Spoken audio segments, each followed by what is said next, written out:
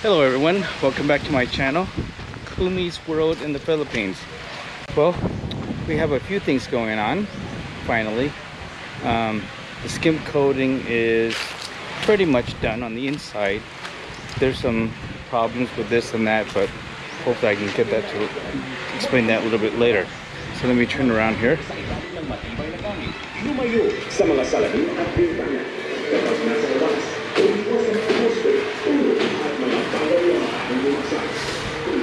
So here we have the tiles. Let me walk into the other room here.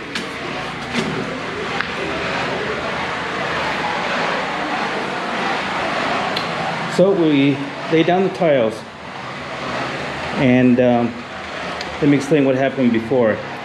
Before, what I wanted or hoping was that we have like what you call zero clearance. That means the tiles is butt to butt with each other. And well, the technician I have,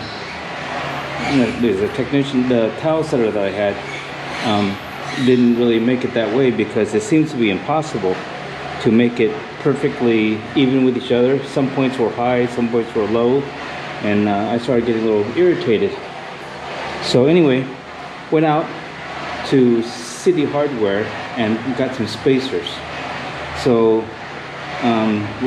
these are the spacers, and you pretty much put in between the tiles at the corner there, okay? And it looks like I will be using tile grout after all. So you know, my wish of making a nice and thin grouting area, if not no grout at all, it's just not going to happen. So anyhow, this using the spacers is just I guess the second best.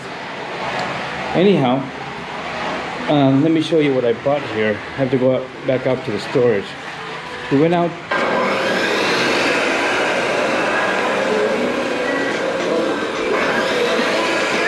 So went out to the City Hardware and bought a tile cutter for porcelain. You know, well, actually they call it cuts everything, but this is what I end up getting. So after about 10 cuts or so, the tiles, the cuts, it was no longer nice and clean, and they had a little bit of a hard time snapping it because it's porcelain tiles, and maybe because of the thickness and so forth. So it wasn't a very clean cut, and I was really extremely disappointed because I spent 11,000 pesos on it. American dollars is about 220 some bucks. So very disappointed. Luckily, I have a friend from the States that brought a tile cutter over here. It's a wet tile cutter. So let me turn that around.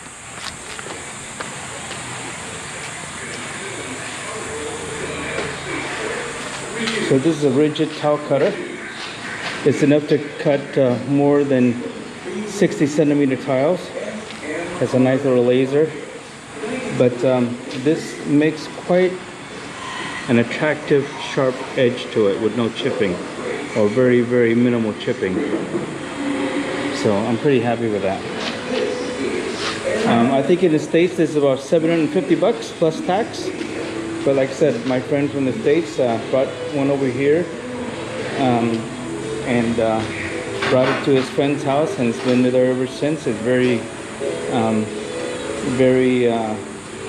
very convenient, you could say. Anyway, that's what we end up using.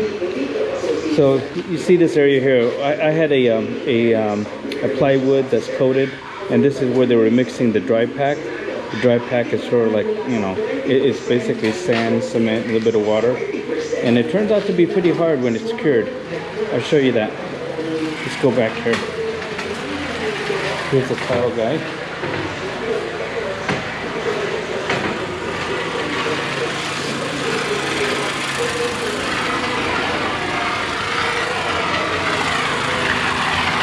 In the Philippines, it's really hard to expect perfection. Anyhow, if you take a look at this, What happened is when we did the 0-0, I wasn't happy at all. I was quite upset because very sharp edges. Some was high on one side and there was gap on one side and there was no gap on the other side. So basically I had to tear it all out. So this is the dry pack that's underneath.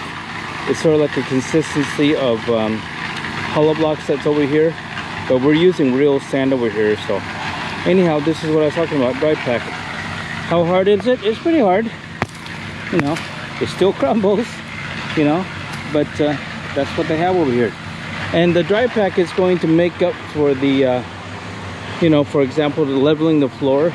Some areas are low, some areas are high, and the dry pack kind of makes up for that. And that is basically the standard over here. You know, in an ideal world, the floor is completely level, even the States, if it's not that even, you're just gonna buy some leveling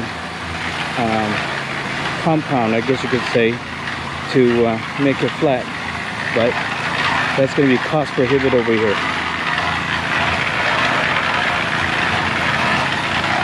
So over here, hopefully you can hear me. Over here, we're making a small retaining wall. Not very high. We're looking at maybe about this high, all the way across over there. Sorry for the noise here.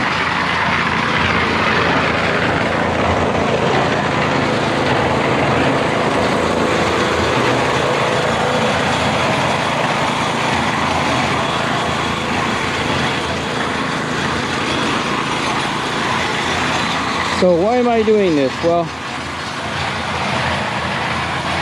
when we first dug this out for the septic, what I didn't factor in is that even though it's sitting in there and how deep it's going to go and so forth, in the future, the rainy season is going to start pretty soon.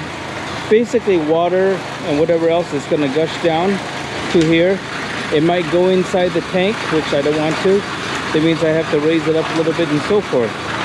So what I'm going to do is I'm putting a retaining wall over here, which I need anyhow, so I can flatten out this whole area. And this area over here, I'm going to have some probably 2 or 3 4-inch pipes that's going to be through the wall. And like I said, I'm going to have a gravel pit for the water that's coming down from the roof. It kind of falls in there, and the water is going to come through the pipes. And I'll dig a trench and put the pipes, and it's going to go into the fish pond. Okay, but anyhow, back over here again. It's going to be a nice short wall over here. It's going to be nice and clean. I'm going to somewhat cement the area or raise it up, put a layer of cement, maybe some gravel on top, cover it except for the manhole, make it look nice, somewhat like a garden, so that the water is not going to be seeping into the tank